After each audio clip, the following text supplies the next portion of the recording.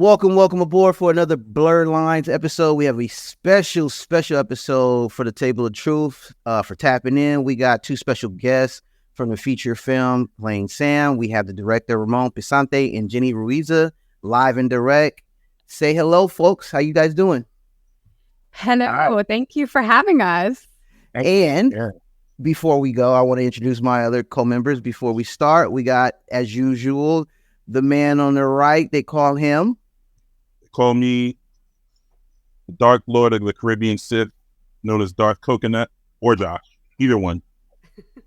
That is a new one. And to my left, I am always, today and forever, the professor. I'm here to teach you guys, and I hope you listen. Welcome aboard. Thanks. How you guys doing? How you guys brothers doing and sisters doing? Dark Coconut. I'm going to use that. It's not trademark. It's all yours. Do I smell a roll? Oh, there we go. Well, listen, Josh was in our a short film I did. His voice. He did great VO with a cameo. Yep, he did a cameo in a short film we did called Subpoena. Wait, hold on. You gotta roll it back. So you hold on, Josh. Yes, sir. You've been on this pod for how long, and you did not say you've done some VO work. I've done lots of VO work.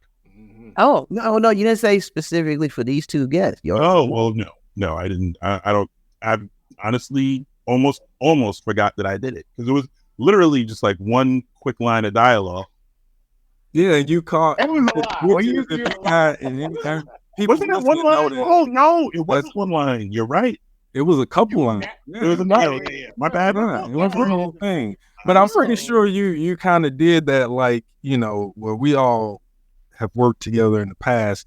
And I'm pretty sure you probably did that, like, just pulled him to the side in between works, like, hey, Josh, can you record? That is exactly in the middle of the workday. Yeah, exactly how. That's how I made my movies at BET. Are you kidding me? I was going during the day. Can you make this for me? Like, Josh, can you do some video for me? Yeah. I go to the actors. Hey man, can you cut the scene for me? I was hustling. And I also mixed his short before that one. Yeah, grapes. He mixed grapes. Grapes. Yeah. Okay. Wow, that's 6 degrees of separation. Josh is a man of many traits. Barely. She's speaking. I didn't understand. Pardon me. That is my AI listening. Look at you worried about your kid. Oh, see, it started. Big brother was listening. This is how it begins. So you have that enemy in your home. You need to get that out. First Siri and then Skynet. See? Skynet. Exactly. Then your lights are gonna start flickering, and you're gonna think you're in the Conjuring universe or something like that. This is how it exactly. Before we go down the rabbit hole of Josh's many talents, Ramon, tell us about how this project came together. Oh well, you know. I think when I was during the pandemic, I actually had time to dwell on something. And I was like thinking about this short film that I was about to crowdfund for. And then the pandemic happened. And I'm like, I'd have to be stupid to try to crowdfund during a pandemic when everyone was, you know, it was just a wild time to ask for money. And it was like right. Maybe I was a week shy of executing the crowdfund. And then I kind of took a big step back. And then I go, well, wait a minute. Maybe I should think about doing something that's going to challenge me. And then I started thinking about, you know, what were the things that I had access to. And I started thinking of, you know, the school of, you know, making a film with what you got. And then around that same time, I started noticing a comparison between Jenni and my mother, because my mother was an actress in the 80s. And that was something that spoke to me, and just about how they shared an experience, similar experiences of wanting to be a Latina actress from New York and wanted to be seen for who they are and not for what, you know, mainstream wanted them to look like or sound like. And it was just something that I heard. I remember like just thinking and noticing that a lot from other Latino artists and actors. And then that was when I was like, well, and then I started noticing films like mumblecore. And I really got into mumblecore for like a good period of time. It's about what that is because, well, two things. One, we have to acknowledge that your mother plays the casting director, right? She's the Class moms? Yes, That's her mother. that's her mother. Yeah. Shout out to Shout out to mom. mom. Shout out. Say what's mom's name on the Phyllis. Yes. Oh, yeah, Phyllis. Yeah, So exactly. shout out to her. She was great, and I think that I brought that up because you made those two comparisons, and I remember watching the film and knowing that background and thinking that's a cool parallel. Seeing Jenni as Sam and performing with one of the inspirations of her character. So that was great. And then the other thing is I want you to talk about what mumblecore is, because I remember when you first told me you were doing that, you probably remember my reaction was not that gracious or not like what the fuck is mumblecore? I've been in cinema, doing cinematic things a long time, never heard of that.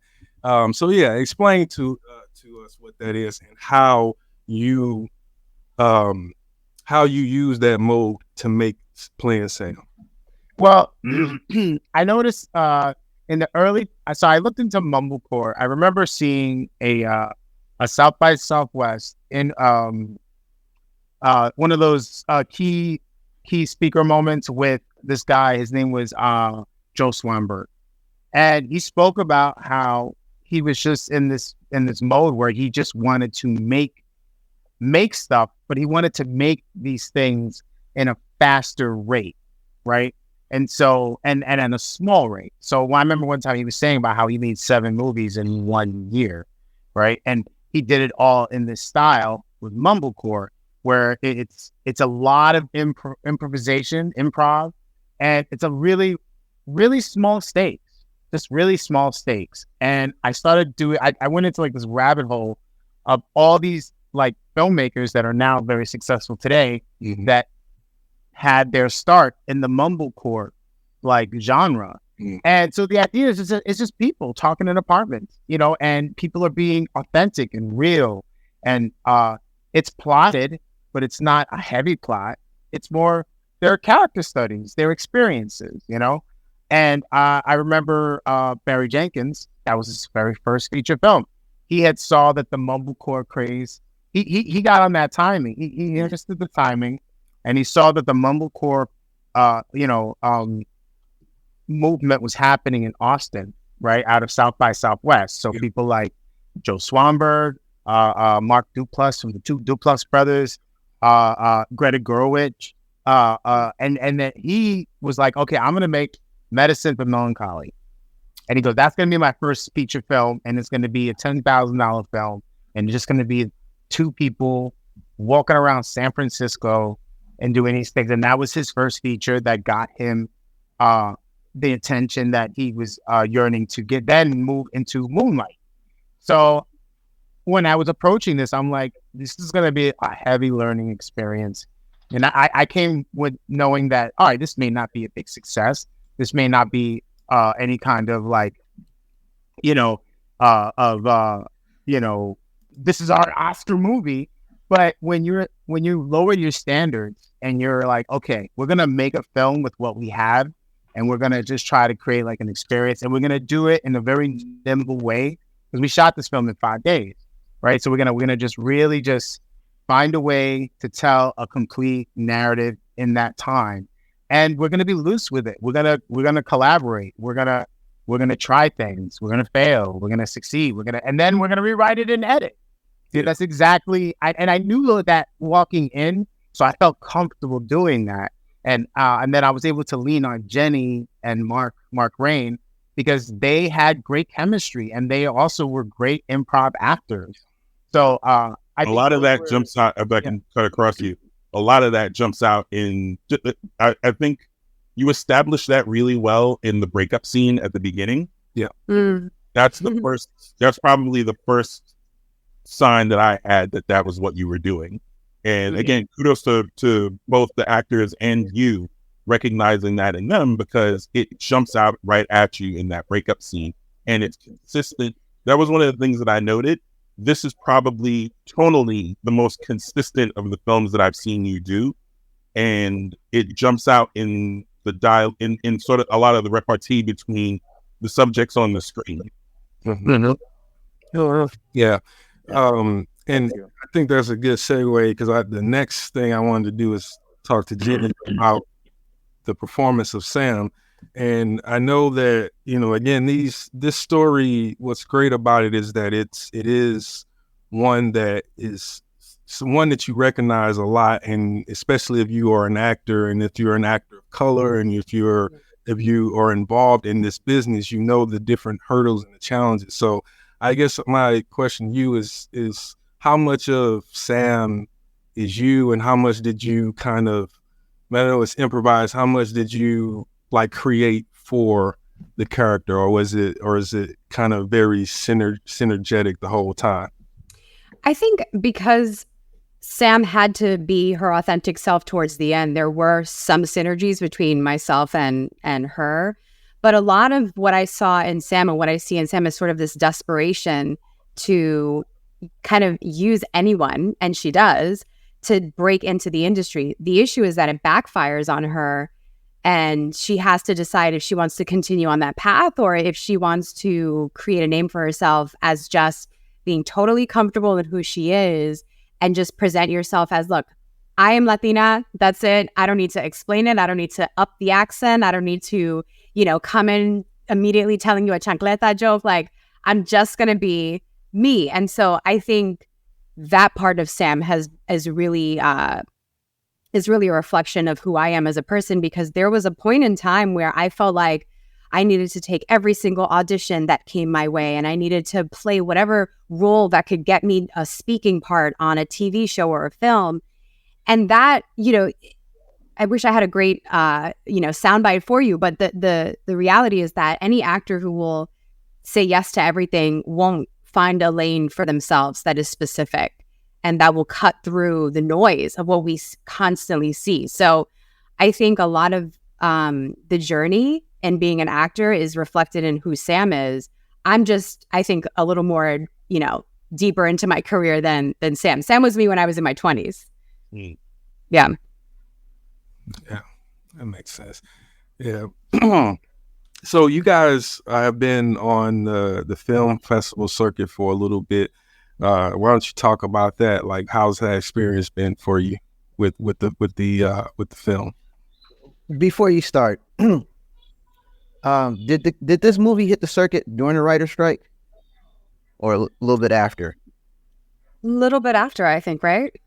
Or maybe around the same Was it time. April? When was the strike? Because The strike started a little in midsummer, I believe. Yeah. Yeah. No, yeah. June. Okay, so yeah, because Early June. we premiered it in June, right? Because you know how I know? Because they premiered, they cloned Tyrone there, and they were all there for that. Oh wow. Right. Yeah, so we saw like John Boyega and all of them there. So I was a Okay. bit after that. Yeah. The reason I asked is because I too used to be a filmmaker, and we had a project during the first writer's strike a few years back, and I wanted to compare and contrast how that experience was if it was during the middle of the writer's strike. But if it was after the writer's strike, I'm curious to see how the reception and the outcome was for that as well. I can touch on some pieces of that. I mean, I think what was interesting at our New York Latino Film Festival premiere was that it was right towards the tail end, if I'm not mistaken, of the writer's strike and the actor's strike. And so because of that, for me, it felt like, I don't know if I have the permission to go out and celebrate, because there's so many complexities and nuances of what rules you had to abide by. But then the reception itself, once we got the clearance and, we're a totally independent film, not associated with the AMPTP, that was something that was like, great, you have a green light, go and enjoy and have your moment. And the experience of being at the New York Latino Film Festival, but also the American Black Film Festival in Miami, was where we first premiered, was, I think, phenomenal in two very different ways. Our first audience didn't know us at all, didn't hear about our names, or, they didn't know us. And there was so much love and acceptance given to that, where actors came up to me and even writers and producers like, I saw myself in that. And that I think means even more when people don't know you and you see, oh, this is resonating with audiences that I maybe normally would never come across. And then New York is New York. I was very nervous about New York. I don't, like I'm born and raised in the Bronx. I've been here my entire life, and I know New Yorkers are harsh and they do not lie. But that reception was, I don't think I'll ever forget it. Top 5 best moments for me in my career, because there was so much love in the room from everybody. And when you can have that in New York, I think that's a pretty special accomplishment, especially when all of this is happening. No doubt. It will, yeah, because it's our peers, Yeah. And our peers are like, oh, you guys, you went ahead and did something that not many of us are able to do. Yeah. And you did it well. At ABFF, it was like, who are these people? And we sold out. Like, there were people standing in the back, and we just had strangers coming up to us quoting the film, which was awesome. Well, it's that felt amazing. Yeah. It's a testament to the polish of the film. This is not your, you enter some of these contests and you look at some of those films. Like, I've had films that I've mixed, entered into contests, and looking at the other films, you look at them like, you really wanted people to see this? Like, you let this out of the garage? So I say that to say that this is not that. This is you again, it's I go back to what I said before. Tonally, it has a sameness to it. Like, it doesn't deviate at all. You don't really, and kudos to your editor, Bert Lewis, as well as you writing and directing. It just took on a certain direction, and it just stayed the course from beginning to end. Yeah, I was writing. That's like my sticking point, and so I was really impressed with you guys' writing of the script and how you handled the characters. The beginning, middle, and end, I thought was really good. I've always talked about nailing that, what the essence of the film is in the first 10 minutes of the script or the film, but I clocked it at 8. I was like, already, I was in there. I was like pulled into the world of Sam and invested totally into that character and that arc. So it was the writing. I'm not. Sometimes I can be a little critical. You guys know that, but a little. Wait, that's all right. I love that about you, man. Yeah. But this was, I enjoyed it. And stepping into from a short to a feature is never easy, and so the fact that this is your first feature, it just shows like all of those things that you picked up from working on your shorts in the last few years were building to this. And that's why I think this one came out just like a home run, in my opinion. I'm going to just say, man, that you introduced me to filmmaking, and, I'm so grateful that you actually took the time to explain to me why certain movies were shit that I thought were amazing. Yeah, I did kind of like completely out of your world. I don't until I met D'Angelo, and he made me realize the nuances of Pulp Fiction and why it was problematic, and I felt horrible. I will say this: stand on your ground if you feel a certain way. D will have a sound argument for why something is terrible, but if you really feel that you like Pulp Fiction, say you like Pulp Fiction and have facts to back it up, don't be afraid to against this guy to let him know that Pulp Fiction is actually a solid movie in your eyes. But yeah, until that last act. But I'll let you have it. This is the day for Ramon and Jenni, so I'm not gonna tread on not today. At least not for another 20 minutes. So I had a question for Jenni. We'll come back to that. I had a question for you, Jenni.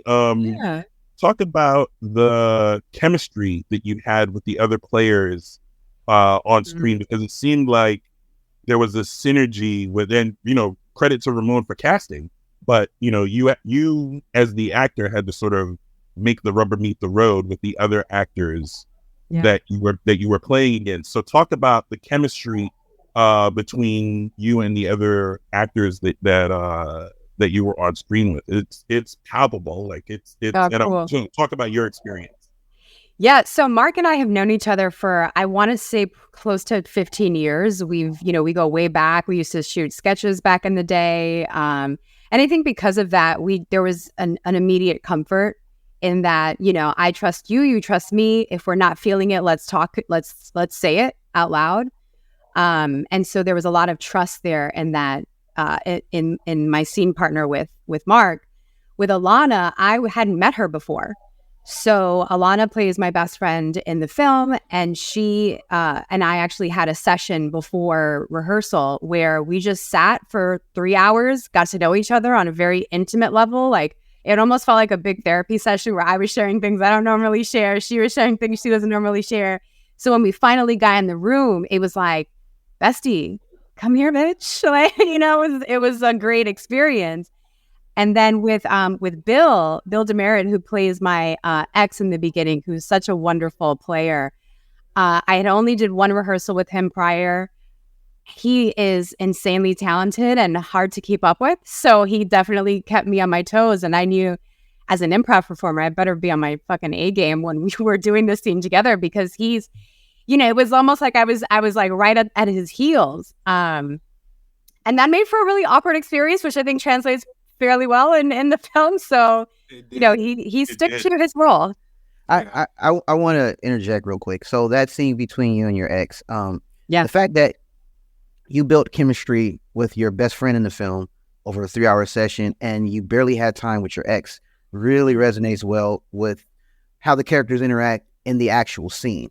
Because I actually felt it was a cringe moment, but we've all so let me give some context. So this whole movie, why it resonates with me is because I can resonate with the characters. We all know that one character that comes from a certain culture and can't really identify with that culture. We all, being in the industry or familiar with the industry, we all know that grind to become an actor or get the scene and the audition and whatnot. So for me, seeing your character progress from this raw, trying to figure it out, to this well-polished, developed person near the end of discovery resonated with me personally, because I've seen that, I've lived that, I'm familiarized with that. And that's why I felt like when I got into the movie, I felt like I knew you guys. So, I felt like these are friends of mine. Yeah. So that, and this probably translates well to, I think it was the African American Film Festival you guys went, where no one knew you, but they knew you afterwards. Yeah. I feel the same connection. Yeah, I agree. I think just hearing that story about, the fact that you knew Mark for 15 years, that comes off across really well. But the other two, and just meeting them, I mean, I would have thought that you guys knew each other for years, but obviously it's the performance says that, that these characters know each other. And I think that is the strongest point of the writing, of the storytelling, is that this is a character first film. And, I love those.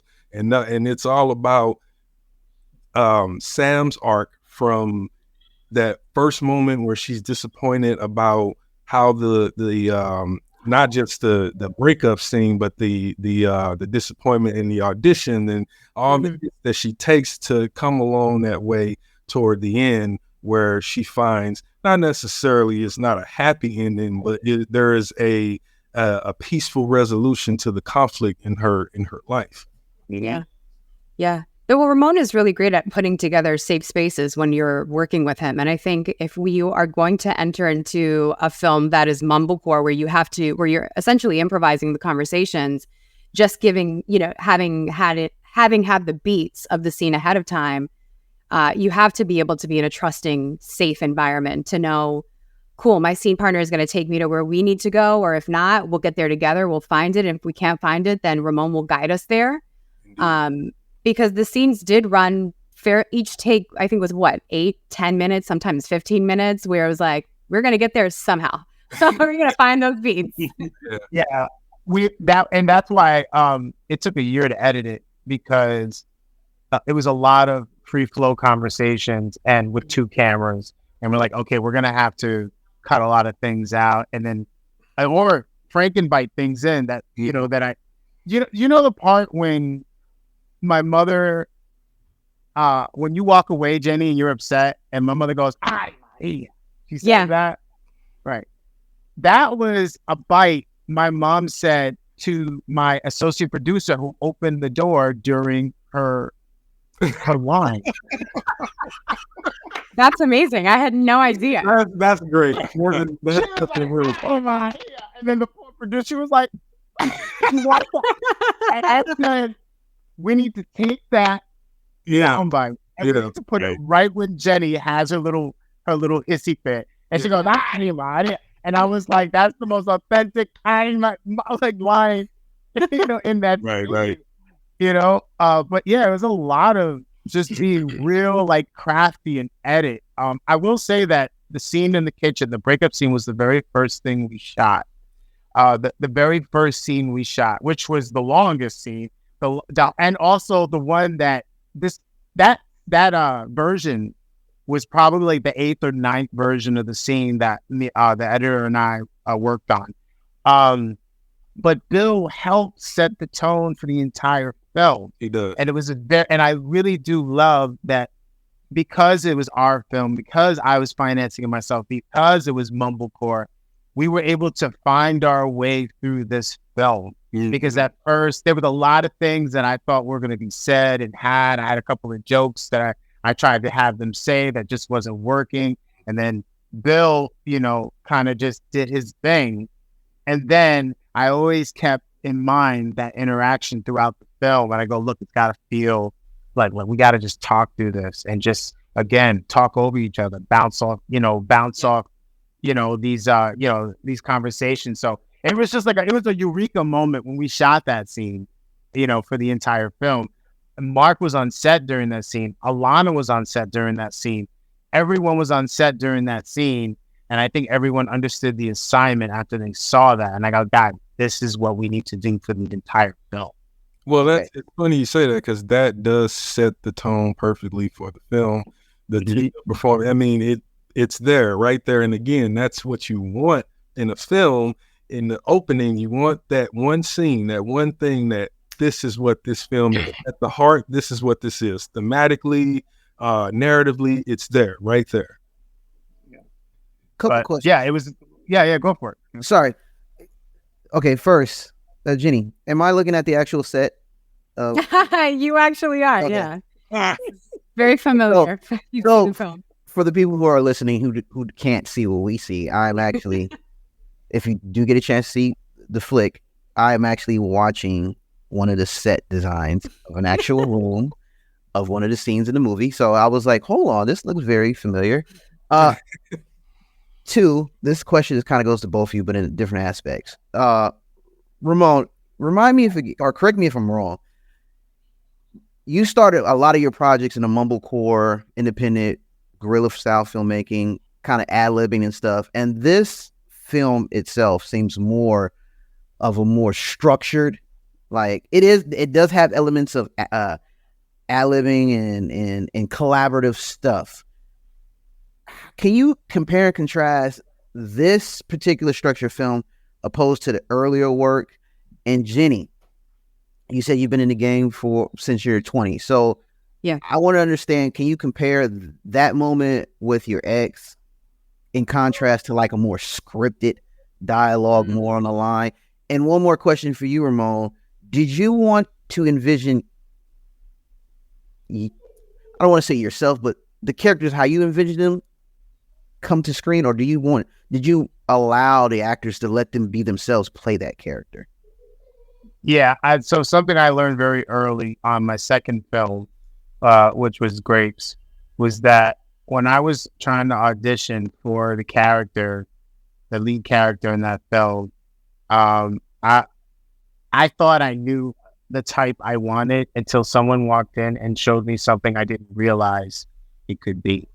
And I realized moving forward that you have to give the role, you got to give the feed, you got to give the role, give the character to the actor, and have them show you what they can do with it. Because I love that. I love that I can hand something to somebody else that's an expert at it, and they give me something that I couldn't even imagine. That's what I don't. And then when I did my first short film, which was in the movie that I hate so much, I was trying so hard to control what people said, how they said it, the way they said it. And it was like I was trying too hard to control. But that was the moment when I realized that, and like when Andrew Santiago did Grapes, he came into the audition and I just laughed my ass off. I'm like, this is the guy. Holy crap. He came in and he showed me something that I didn't even think it could have been. And I think the players have to contribute they have to make their contribution to your creation. It becomes something else once you start letting it be, you sort of flower into its own thing. You gotta be water, man. You gotta be water. Filmmaking is in itself a collaboration. So Jenni may be the lead, the believer, but she's also a filmmaker. You, just like the writer, the director, the editor, the sound guy, it's all a collaboration. So when those pieces come together the way they do for this film, this is when you see like the best in filmmaking. That's why I said we're praising it to high end, because it's self-financed. It's rare that you see a real independent film in today's cinema. You know, it usually has some kind of financial backing, but to do it all yourself, and then knowing that, you know, because I remember I would check in with you, be like, hey man, how's Playing Sam going? You know, it's like early in the post, and I remember we would talk about, and I would ask you, you know, your feelings, and it was always inspiring to know that you were keeping it going. You had a good team with you, and then you guys were working through that. And, you know, from the moment you started this project, I had a feeling like, man, this is going to be something, this is going to be big for him. This is going to be the thing that really pulls you into your own as a filmmaker. I think I was there for the exception. So I know, I know that journey, and I know how this guy felt about the end of all that. And I think it makes me happy that you've now come to the point where, and I've told you this after each one, you know, whatever you don't do or you felt you could have done differently, file that into your filmmaker's notebook for the next time. But don't hark on what wasn't. Just continue with what is. The exception was what it was. It was a good learning experience, but because of that, we now have Playing Sam, and so that's the real crux of that journey, and that's why, you know, again, it's connecting those two. You've arrived. No, yeah. Listen, I'm glad because I also self-funded that short film, the first one, and it was some of the best film, like, between working with you, D'Angelo, and you like exposing me to so many different things about filmmaking, and just like, you know, you gave me I remember you lent me a bunch of like Hitchcock movies to watch. You gave me so many different references and things to watch. What was it's not just a moniker. I actually try to be a professor sometimes. You are a professor, my man, and you know, but yeah, man, I'm glad. I'd rather do that than go to film school. I would, you know, than just pay and just fail my ass into it. You know what I mean? But yeah, Jenni, your question.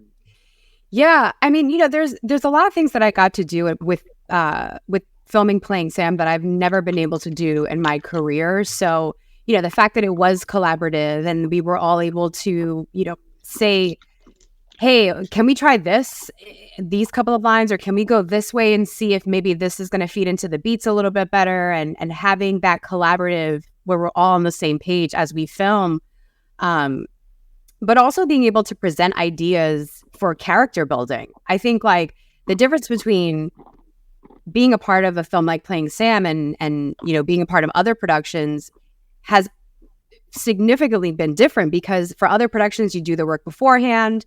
You know, you're locked into that. There is no changing of characters on a set unless you are lucky enough to have that type of a collaborative. And, you know, I'm a greener actress, even though I've been doing this since I'm, 20 years old. Not a lot of people know who I am. So for me, this for me feels like a come up. This for me feels like, okay, cool. I can give my ideas and they mean something, and I can, trust that I can build a character and trust myself in that process. Because when I was in my 20s filming, all I cared about was looking cute on a camera. I didn't want to get ugly. I didn't want to make weird faces. I had to constantly be, seated a certain way. And now I'm like, I just want to look like a person on that, like you were saying, people that people that you can pick up the phone and be like, I could probably maybe if you saw me in the street, you might tell me something that you wouldn't normally tell me because we've met for the first time. Like, those are the type of people that I like to portray. And, I wasted a lot of time in my 20s trying to be cute, and that, you live and you learn. Let me ask you a further question. Where did you start? Was it the stage or a film? It was mainly stage. I did a lot of, sketch comedy, musical improv. I tried my leg at stand-up comedy for a little bit, and I don't talk about those days much because they were terrible. And, but I love being in front of a camera. I think there's something special about capturing real, authentic moments on a camera where you can touch someone and not be in the same room as them. So I like that challenge a little bit more, actually, probably a lot bit more than I do being on a stage, because being on a stage makes me nervous as hell. It's like a live audition. I don't want to do it. Just give me the role. I promise I won't fuck it up. Very interesting. Camera doesn't lie, those Right. nuances when the close-up happens. It tells But you do there's a lot without saying anything sometimes. But that audience, I understand that not one that live audition, because it is like they're judging you. If you mess up, like they're right there, but the camera puts that distance between you. Right. And there's also, I look at someone, I know it's very cliche, but I look at somebody like Meryl Streep, who I absolutely admire, like every other actress out there. But when you really pay attention to her emotions and these minute, slight little facial expressions, because she's so deep in that moment with her scene partner, those are things that I can watch over and over and over again. And that's the type of work that I want to put out into the world, because ask any actress and they're probably going to cite a Meryl Streep or a Leonardo DiCaprio as their top 5. And there's a reason why they are constantly popping up in those conversations, because they have mastered the authenticity, whoever they play. And so that's truly the body of work that I want to leave behind as a legacy, however long it takes me. Let me ask you this really quick. The Meryl Streep book, because I talked to Ramon about the mise en scène. The book. Somewhere there, back there. Yeah. I see it back there. There we go. Yeah. Was it always back there? Yep. It was always in that spot. Yep. So you guys, and so when you decided to frame that, you knew that conversation, it would be right there in the middle between you, Sam, and forget the friend's name, the character. Anna.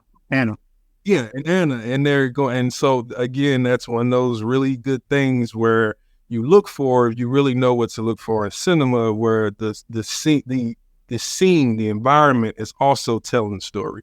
So I'm glad you brought that up, because that was one of the things that I really pointed out. Is the mise en scène was good in this film. The environment was telling the story as much as what the actors were saying and doing.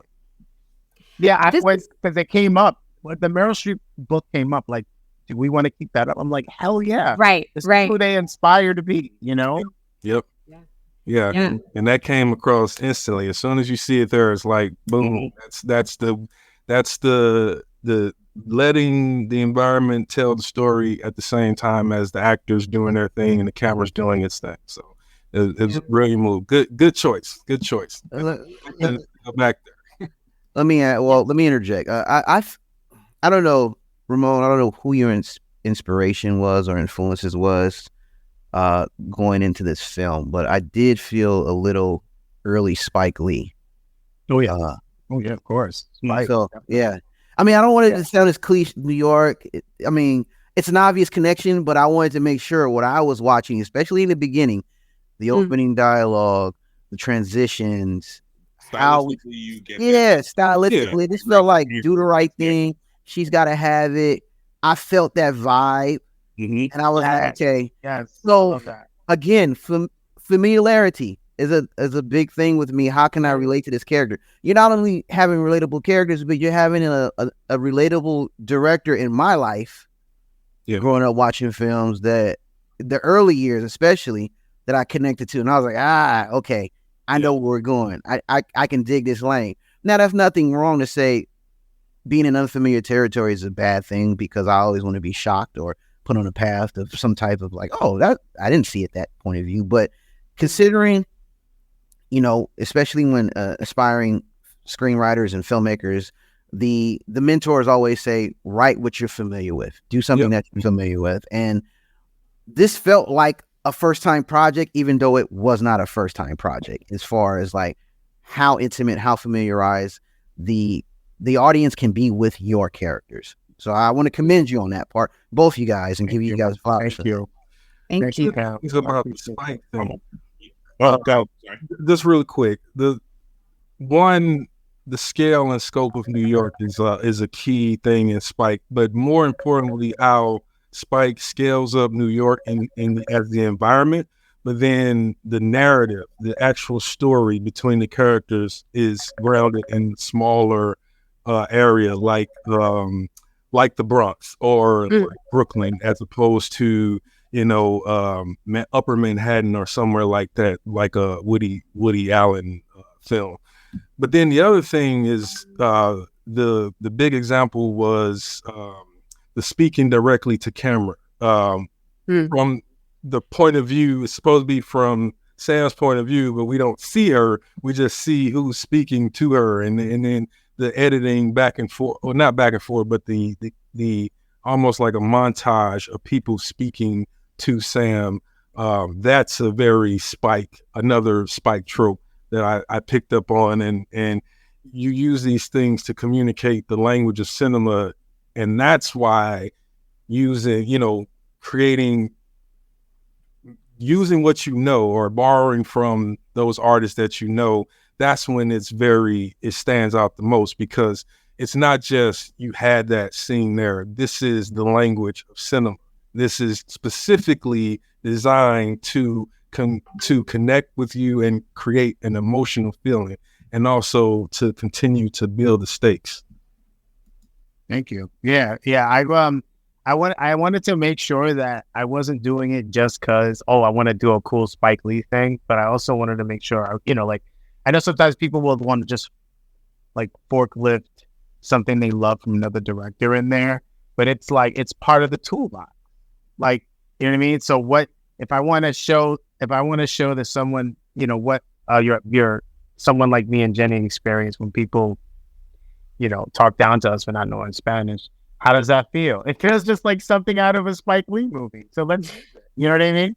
Versus than just like trying to like do something that add a lens flare just because there's a lens flare because we love JJ, blah, not we, but not we, bro. Speak for yourself. Speak for yourself. I'll believe I'm going to give it an example. Why are you baiting D'Angelo like this? I was trying to be nice today. I will add on and say there was and correct me how I pronounce this, guys, Jim Jarmusch, Coffee and Cigarettes. I felt little sprinkles of that type of dialogue. Definitely Jim Jarmusch. Right. Yeah, so, and that is one of my favorite filmmakers. So again, you speaking my love language with the stylized way you shot this, and one of the few scenes that really gave me glimpses of early Spike was the podcasting scene with you, Jenni, and like how intimate the camera got to you. And in that scene, you didn't feel like the camera was on you. It was like you were shedding your shell within the character.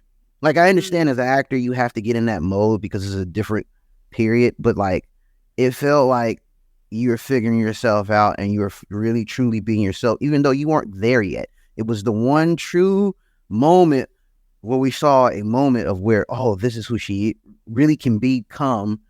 But you were unconscious of it as a character, but we as an audience was like, there's something there. Yeah. This podcast thing, right? Did you feel like good device? Did you feel like the character sort of began to reveal itself in those moments for you in a different type of way? Oh, yeah. I mean, there's something very freeing. I mean, you guys all know this from having your own podcast, being behind a mic and, there's no one's watching you. And when you're recording, especially on your own in a very narrative type of podcast like Sam had, there all bets are off, that there's nowhere to hide. You have no choice. And I think that was a really fun journey to be a part of as an actress, because, thank you for pointing that out. She is figuring herself out as she's behind the mic. It almost, to me, when I watch the scenes back, I think they feel very naked and very vulnerable, because, she's saying how she feels and just going through this breakup, and why am I jealous, and how can I navigate these feelings without shitting on somebody that I seemingly like, but I don't know if I should be using him, because if I'm like, there's so many different emotions as she goes through. And that was a really cool setup, because it was a very tight shot, but you as an actor have to, you have to ignore it. And I think that's one of the biggest challenges of being an actress too, is sometimes the most intimate scenes, which, if you've seen Playing Sam, there's a scene where I'm getting very intimate with my boo, and that was a very tight scene as well. It close set, but still just what I think maybe 2 or 3 of us in the room, and then me and Mark. And, you just have to really forget that those cameras are up on you, and you better be in that scene, because if not, everybody's gonna be able to tell. And I felt that way. I felt that pressure in a good way while we were doing the podcast scenes. I think it was only me and Lionel and was in the room with y'all. Yeah. And it's a good device, because it, like you all pointed out, it is a moment in which she's totally vulnerable, and I like the way that this frame and also the camera not kind of moving along as she's speaking, but it's one of those things where she's speaking and she's saying these things out loud, almost as if she needs to hear them, and no one is responding. It's not like someone can call in and respond like, "Oh yeah, girl, you're right about that." No, it's like she's saying this, and she has to like take it in and think about it and process it as she hears these words come out of her mouth. And I think that's why the podcast is such a cool device for further developing the character as she goes along her journey. Well, Ramon, you mentioned Lionel. Talk about, if you can, and shout out to Lionel and Bert. Talk about both the process of working with Lionel as a DP, and then also talk about the edit process, which I know are 2 radically different two different points in making the film. But if you could talk about both the process of working with Lionel as your DP, and then sitting with Bert and sort of going through the process of sort of remaking Playing Sam 2.0 in the edit room. So as far as shooting, I had 2 DPs on set. That was done intentionally. Lionel was the primary DP. He chose the weapons. And then I had the second DP was a young filmmaker. His name was Andrew Garcia. And Andrew Garcia, I'm a big fan of his work. He made a short documentary called The Sunset Is Not a Permanent Home. And I was so impressed with how he shot it. And it was very, very much in the style of Playing Sam. And what I did was I connected Lionel and Andrew, and I said, Lionel, I want you to see what Andrew did. I said, Andrew, I'm going to need your ideas. Some of these ideas that you applied to Sunset Is Not a Home. And I would like to see it. I would like my film to feel like this. So he was really it was very collaborative between the 3 of us. So I thought we achieved it. We definitely achieved it, which was very much that the camera was very fluid. You know what I mean? It was it was never still. The camera was always moving, and it did create an intimacy to it. So I thought that was the most important part, that we all worked as a team, because he had so many ideas. He's like 20. He was 24, and he's kids like directing such phenomenal, phenomenal things that I was a personal fan of. We met in the film festival circuit. Both our films were shown at the same time, our shorts. And he's a collaborator to this day. So that was one thing that I wanted to do, because I knew that I didn't have all the know-how to direct it. I'm very aware of my limits. I'm very aware, and I know that I tap into the tools to help me get through that. And Andrew was a tool in that sense, and he applied so many creative ideas for us. And there was a time, I remember the shot when Jenni sees Mark's sketch that she doesn't like. She looks at the camera, she walks away. I remember I was so overwhelmed from that day. I turned to Andrew. I said, Andrew, I need you to just find me a shot, a good shot of just her looking at and walking off frame. Just find me the best shot in the room. And he showed me, he goes, right here. I'm like, that's a great shot. Let's go. Like there were like at least a handful of moments where I needed like his ideas, and I needed to tap into some young filmmaking like genius to help me, fill my gaps, and as far as kudos to you for not, it's very easy to fall into knowing how to do all of those things and then doing all of those things. You find yourself being the DP, being the editor, being the, being the assistant editor, being the one that's doing the lighting. It's easy because you've done all of those jobs in one way, shape, or form. So it's very easy to fall into that instead of being a collaborator and being like, all right, he's got that, she's got this, and just letting people do their job. Yeah. Now my ego is not my amigo, and I know when to like go, okay, I don't know. So I'm going to just bring people on board to help me find that thing. And I still look good as a director, and they look good as the DP. They look good as an editor. So speaking of editor, Bert and I, we fought hard through this process. And I'm glad we did, because I think that if it's too smooth an edit, then it's just going to happen. You need that tug of war. Bert showed me so many things that I didn't think about and realize. And, that fight is important for the film, for the narrative of this whole thing. And there were times when I didn't get what he was trying to tell me until he showed me. I'm like, you're right. You know what I mean? And that's why it took a year to edit it. I remember we cut the film. It took about 4 or 5 months. And then I said, okay, I'm going to take the film now, and I need to sit with it for like a good 3 months. And I sat with it for 3 months. I did a couple of screen tests. I had like D'Angelo look at the film. I had I invited Rosa White to come over to my house to see the film. I had like a small group of people that just keep it a buck with me. Let's keep it a buck with me. What do I have, and what's wrong? Because listen, like your first job is if you ain't cringing at it, then there's something wrong, right? So you know what I mean? It's rare if you knock it out the park. Then anybody knocks it out the park. Nobody. First cut. Yeah. Scorsese, I got that from Scorsese. He said, if you're not cringing at the first cut, then there's something wrong. So I took in all those notes. I recut the film. I changed the structure of the film a lot. There was a lot of scenes that the beginning of the film was not the beginning of the film when we wrote it, but we discovered it as we were recutting it, and I revisited it. But I think what I love so much about this movie as just a person that watches it, because as someone that doesn't get tired of watching my own film, is the editing style that Bert introduced, the montage that he did. Yes. He knocked that shit out of the park. Those were things that I didn't think of. And the layers jumped out at me, man. Yeah, it really did a real story. There was a lot of expert layering that I peeped. Like the monologue between your mom and Jenni towards the end, where one sentence sort of flows into the other, but she stops speaking on camera.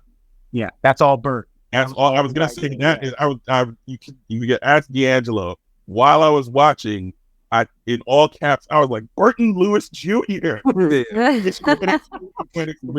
So again, shout out to Bert. Shout out to Burton Lewis. I want to point out that you're directing 2 movies. You're directing one as it happens, and then you're directing another one in the editing room, because you're recutting. And there's another aspect of the collaborative process of working consistently with the same folks, because they're going to be an extension of your voice. You guys know this, certain directors work with certain DPs and certain actors, and they just link. Their synergy is awesome. And so I don't know how many projects you've worked with your DP and your second DP before, but like when you have that synergy, when you have that moment of when you're telling your DP, I need you to find this shot, you entrust your DP to be like, all right, I know you can, what I'm looking for. Because there's moments during film, it's an ugly process where you're just like, you're tired, you're on the 15th hour, you're trying to get this last shot, it's not working. And then, somebody comes out of nowhere and just pulls a rabbit out of the hat and gets that shot, and everybody goes home. Because, the movie making business, we see the end product, but the process in between, it's a grind. It can be ugly. It's so many things. And then at the end of the day, this collaborative process that everybody had their hands on, it's a beautiful moment when it works. And my next question to you, Jenni, is like, on the actor side, you've put in this work, you've done this project, and then you got to wait a whole year to see the fruits of your labor. How do you feel? Because one time I was doing the acting thing, and I used to, like, in the beginning, I was like, man, I got to wait this long, and I forget project come out, and you just want to see it. You want to see it instantaneous, but that's not how it works. I want to add something to that. Did you at any point were you invited to come to the edit room? Did you give any feedback on that regard? No.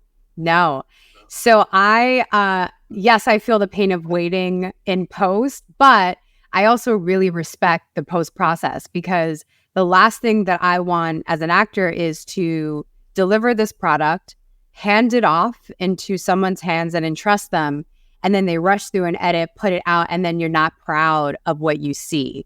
Like, why was that rushed? Why'd you pick that shot? Why did you, So I will wait however long it takes. When it is right, great. I'd rather it take much longer. I'd rather come back and do reshoots if that's a necessity. I would rather it be right, so that it's a great representation of an end product for all of us as a collective, which is what Playing Sam is. So I'd also, I saw it for the very first time when we did our screening in New York for our donors. And I had a link. I had a screening link. I remember I begged Ramon for it. And I was like, I really want to watch this before I go and see it in front of other people and watch me live. He's unmuted. Oh, wait. Maybe I can't right now. Ramon, I think you can mute yourself too if you got to speak off camera. Oh, I thought I did. I'm so sorry. No worries. That Mumblecore at its finest, everybody. We're just not a Mumblecore moment. I thought I did it with the mic. I am so sorry, Jenni. It's all good, bro. You're good. But yeah, so I had a screening link, and first of all, I'm very proud of myself for having that and not watching it because I'm very nosy. But I really waited until we were all together in the same room, and I get very nervous. I get nervous because I'm really hard on myself, and I don't like for other people to see that process because it's very private to me. So sitting in the front, I sat all the way at the front, hoping like not many people would be able to watch me process this for the first time in front of other people. But I had my mom there, my best friend was there. But I remember Javier, Ramon's son, was right across from me, and he was watching me the whole time. This is hilarious. I love it because he's literally capturing all of my authentic reactions. So we spoke afterwards, and he was like, I saw you liked it. I was like, I did like it. I liked it a lot. Yeah. So that was a very sweet moment between us. That's awesome. Ramon, is this your first time hearing her impressions about that? I knew that she avoided watching it and that she was going to see it. But my son did tell me, he goes, I was watching her watch it, Dad. She was really like, she was intense. She's very intense. And so I knew that. And I'm glad that Jenni got to see it like that and not on a link, Yeah. I really didn't want her to see it without it being mixed. I didn't want her to see it without being color corrected. because very few people can watch a rough cut of a film, unmixed, uncolor corrected, all these things, and not be distracted by it. Right. You know what I mean? And I know Jenni is an artist. I know that she probably doesn't sit in the edit room a lot. So I knew that, and I just didn't want that to be the first time she experienced it. And but it was very moving for me to just see how happy her mom was to see this film, to see these people, and then just see how Jenni reacted and responded to it. So that was one of my best parts, because she's my collaborator, she's my partner in this whole situation, in this whole film as well as a writer. So trust me, I feel like it's like giving, and I'm not trying to say like I'm giving a gift, you know what I mean? But it's like I'm glad I was able to make Jenni feel that way, and make even Mark feel that way, and Alana and Bill, because they're working on something where they're not being told how to be, who to be. They got to have creative input. They all did, Yeah. And so there's like an ownership that they had. And they all did a great job. Jenni, was this your first feature as the lead? This your first leading role? No. I did another feature many moons ago, and this is where the I'm hard on myself will come out. So I don't talk about that at all. Okay. I won't even say what film it was. You don't need to see it. But but those are things that you. Nope, I won't. And don't trust me. I'm good. I'm tight-lipped. But those are the films that you learn from as a performer. The ones that I won't say that I'm not proud of it, because I think that as a collective, we deserve that opportunity as artists. Yep. But there are moments when you don't do your best work and you are not present every time you walk on a set, and that translates. Yeah. And like Cameron, you said, the camera does not lie. You can't run away from that. So I see those moments as more great. This is teaching me to, get ugly. Stop worrying about what you look like on a camera. You don't have to sit straight. And it's okay if you're like, for me, my body is also, I've had a journey with how that is translated on a film. Sometimes what you see is not what you think you look like. And so, now I'm in a really comfortable place with that, where I feel like I love that I did a love scene, where I'm making because we be getting down, like everybody gets down. So being able to show that, I think I was really cool. But yeah, no, there's some other things that are out there that, if you do some digging, I'm sure you'll find it. Oh yeah, there's this sketch on YouTube of Jenni. It was like a prank show where Jenni lifts an entire cab, and she's dressed as a meter maid. It's out there. What's it called, Jenni? Go ahead. So that one I love. That's super strong meter maid. I got to shoot where Michael Krevica, who was so funny, he just sent me a message on Instagram. So that was weird happenstance that just popped up. But he let me be a meter maid and lift an actual gutted New York City taxi for 3 days on a shoot. And I had so much fun fucking with people on the street. Yeah. I felt so strong after that. She's like, you gotta move the car. I can't move the car. She goes, okay. I got to. It's everyone's dream. That's all you want to do when you want to park a car or move it. You just want to pick that shit up and, have it go on its way. Another thing I want to go back to with your character, Jenni. I found out the movie it was like a therapy session in various scenes. I felt like the podcast was a therapy session. I felt like your best friend was a therapy session. I felt like the actor Mark was a therapy session because he peeled some layers from you. And I felt like the casting director was a therapist. She was able to, it was a breakthrough. And so I felt like, Ramon, you built something up where it felt like one big therapy session of discovery. Mm-hmm. But there were moments where I was like, oh, this is her therapeutic moment where she's talking, she's figuring it out, layers are being peeled, and self-discovery. And I felt that connection with that character, and I felt some magic, and I felt like we were having an honest moment right there. Even the physicality in the acting class scenes. Yeah. That seemed like almost another form of release and therapy for the character. Yeah. And I think it really, the whole thing I kept thinking, and I think I had mentioned this to Ramon back when he told me what the title was and what it was about. I think the only thing I kept thinking was all the world's a stage. Like this is the perfect cinematic interpretation of that Shakespeare mantra that everybody's performing and all the world's a stage. And only in those intimate moments, like with the podcast, like with Sam and her, between Sam and her friend, and Sam with Mark Rain's character, only in those times do you really get the authentic self. And I think because of the choices made by you guys as filmmakers, both in the performance and in the cinematography, drives that home all the way, because the camera is sometimes in an awkward position, and the scene itself is awkward. So it's moving and it's keeping that narrative flow and that theme going, and it resonates with not just the performance, but again the camera work as well. Wow.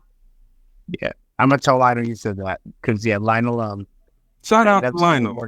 Yeah, Yeah, Lionel's great. He is. One of the hardest working. If you ever look for a DP, he's one of the hardest working people on your set, and he's worth every dollar you pay that he asks for. All right, because I'm telling you, that's who you want. You want people like that that works hardest, and he had so much. Like, he's the one that came up with the idea. He goes, "Well, look, if you're trying to make something in 5 days, then we probably need to be a little bit more nimble on how we do this. 2 cameras, okay? We're not changing lenses. We're doing zoom lenses. All right. He's going to be tight. I'm going to be wide. All right. We're going to be moving. We're always going to be shooting it. It's like, he helped me to make it possible to execute this in the time that we had, which was not a lot of time. So he's like, and you only got 3 takes, bro. That's it. We got to go. It's like, there's things like that he helped me figure out how I could achieve it. And when you got a really crazy plan, he's the one that's going to help you figure out how to execute, how to achieve it. Yeah, he's good like that. Milana, he's, like you said, hard working. Lionel the Jowie, man. Remember his name. He also just has like the best energy on set. Like, I think there was a lot of magic between, Lionel, Bert, Ramon, Jess, Janita, like all of us that came together behind the scenes. I don't remember one day where there were some long days, and there were some days where, we couldn't get to a shot or we couldn't figure it out, but not at no point did anyone have an attitude or, feel like start getting negative. Like, we were all in this to try and figure it out together as a team. And I think that in and of itself speaks to how special and unique this cast and crew especially really worked out to be. Yeah, it's inspiring. Like I said, it's been even the usual suspects, that team that you just named, it's been a journey. Yeah. From where, and so you mentioned it, like the long days and nobody's biting at each other. I'm thinking like, I remember there was some times when back in the day, before we got to that. Right. but I bring that up because it goes back to what I said about, again, this is a journey, and in the collaborative process, it has been a journey for you, Ramon, starting with the exception, and then along the way, the team grows bigger. Jenni comes on board, and Mark, and you have all these collaborators, Andrew Garcia, and so then by the time we're getting to the point where playing Sam is ready, it's just a well-oiled machine. Now that's the reason I brought it up, thinking about the olden days. That's all. Yeah. No, thanks to BET, that was where we learned how to work together. Yeah, during extreme circumstances. They played a huge role, and I will always be grateful for those opportunities that we were able to take advantage of, and the support that we got from that. I had another question, but I felt like we just ended and bow tied it on a good moment. And I want to thank our guests, Ramon Pesante and Jenni Ruiza, for coming on and letting us give them their flowers for such a beautiful project. Loved it myself personally, and I speak for the rest of the crew that we thoroughly enjoyed it, and we thoroughly enjoyed you guys coming onto our show and giving us a little glimpse and peeling some layers back for the movie Playing Sam. We thank you. Yes. Thank you, so Blerd. Thank Thanks. you, guys. Appreciating that, my friends, has been another Blerdlines episode. I'm Cameron. With me to my left is Professor D, and my right, Mr. Joshua Coconut, whatever you called yourself. I believe Dark coconut. dark coconut. Dark coconut. Dark coconut. Dark coconut to you. And we are signing off. Peace.